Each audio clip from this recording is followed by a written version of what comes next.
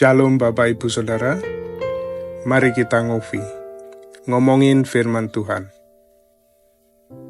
Sebelumnya mari kita berdoa. Tuhan, kami akan ngobrol tentang firman-Mu. Bimbing kami ya Roh Kudus, agar kami bukan saja ngobrol tentang firman-Mu, tetapi kami menjadi pelaku yang setia. Dalam nama Yesus, firman yang hidup, kami berdoa. Amin. Renungan hari ini berjudul Keluarga dalam Rencana Allah. Pagi ini mari kita berhenti sejenak dari kesibukan dan merenungkan sebuah hal yang sangat dekat dengan hidup kita. Namun seringkali kita lupakan betapa mulianya, yaitu keluarga. Keluarga bukanlah ide manusia.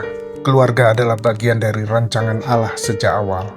Ketika Allah menciptakan manusia, Ia tidak memulai dengan bangsa, organisasi, atau gereja, tetapi dengan sebuah keluarga.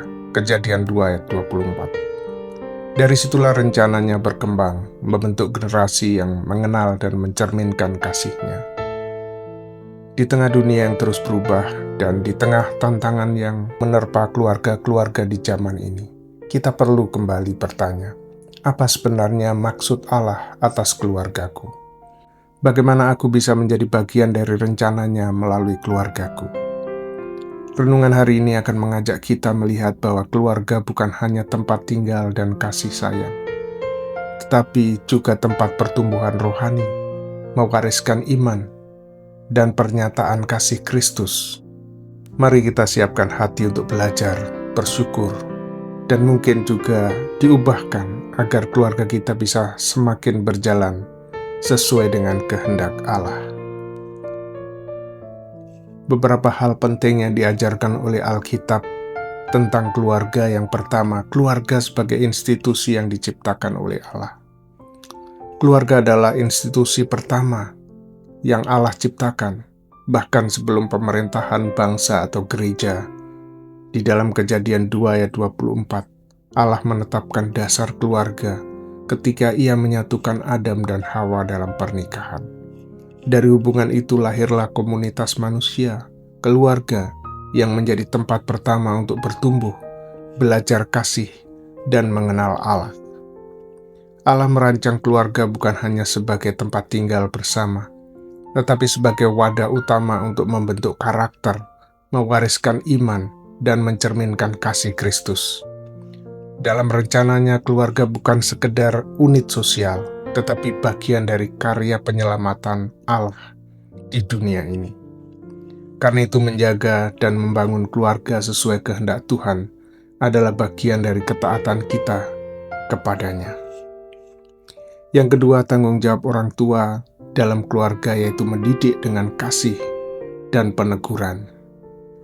Dalam rencana Allah, orang tua diberi tanggung jawab utama untuk mendidik anak-anak, bukan hanya dalam hal kehidupan sehari-hari, tetapi juga dalam hal iman dan karakter. Efesus 6 ayat 4 menasihatkan, didiklah mereka di dalam ajaran dan nasihat Tuhan. Pendidikan dalam keluarga harus seimbang antara kasih dan peneguran.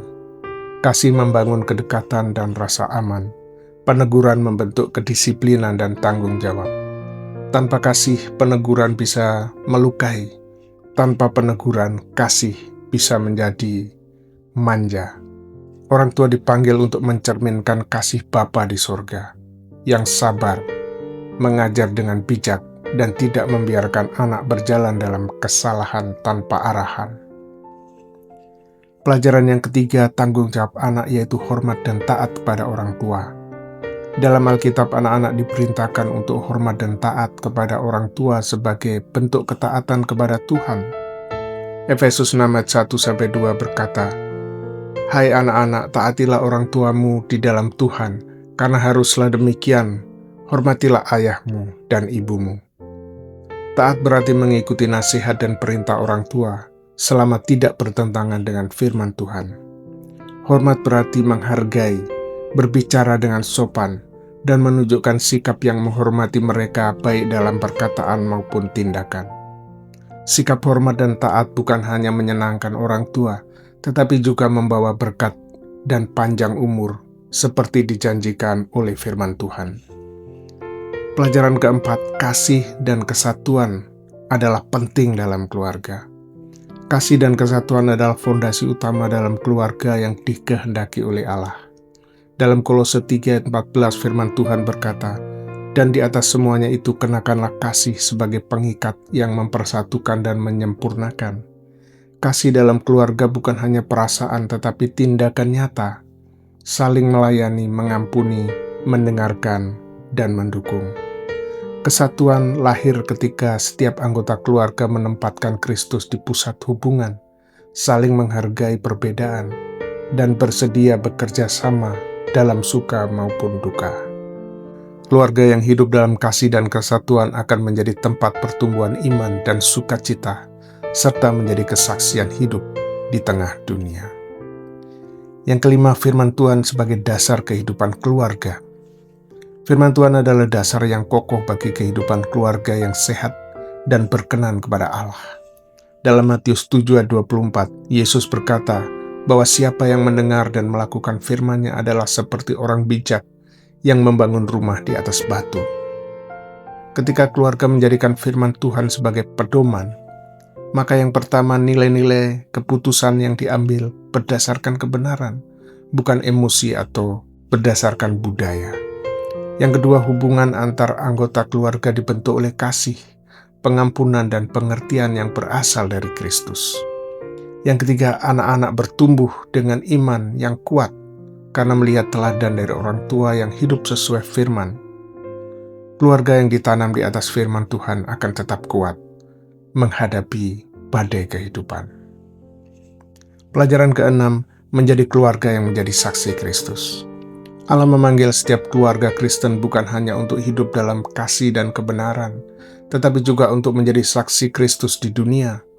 Dalam Yosua 24 ayat 15 dikatakan, "Tetapi aku dan seisi rumahku, kami akan beribadah kepada Tuhan." Ini sebuah tekad yang luhur. Keluarga yang menjadi saksi Kristus akan menjadi terang, menjadi teladan hidup tentang kasih, kejujuran, dan kesatuan. Keluarga ini akan membagikan nilai-nilai Kristiani dalam lingkungan di sekitarnya.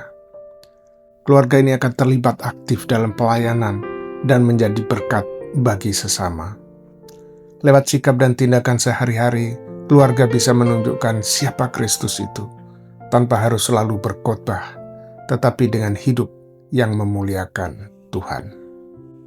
Saudaraku, sebagai pertanyaan refleksi, apakah rumah tangga saudara menjadi tempat kasih dan keselamatan Tuhan bagi setiap anggotanya?